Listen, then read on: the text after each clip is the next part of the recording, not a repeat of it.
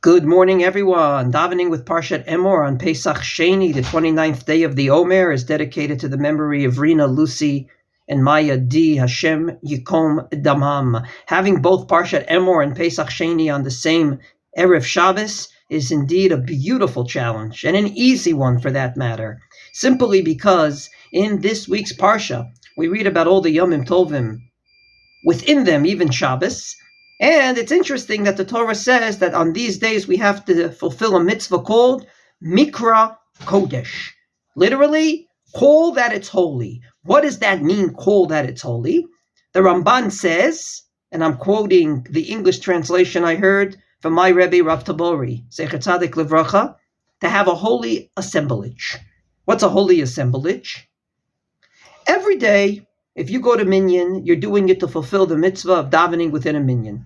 If you live within a certain distance and you're male, that is an obligation upon you, or at least a very, very strong value in Judaism.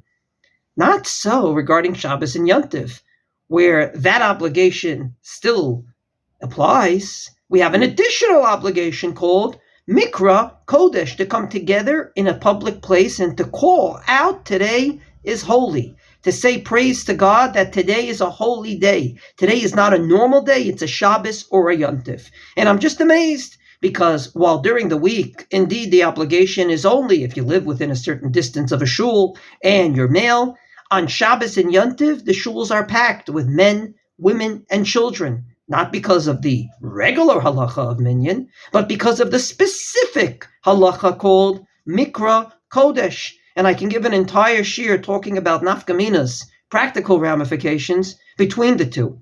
But the one I just said, one is limited to people above bar mitzvah and male. Mikra Kodesh probably applies to every man, woman, and child.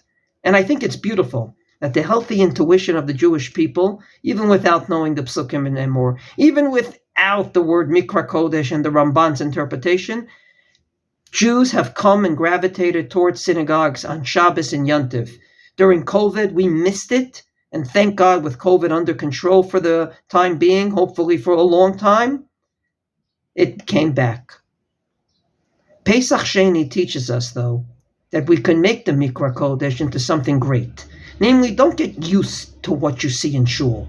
Don't say, okay, Shabbos, we sing this song, we sing that song, it's pretty lousy, but we get through it. 2 hours, 2.5 hours, we're out the door to the children.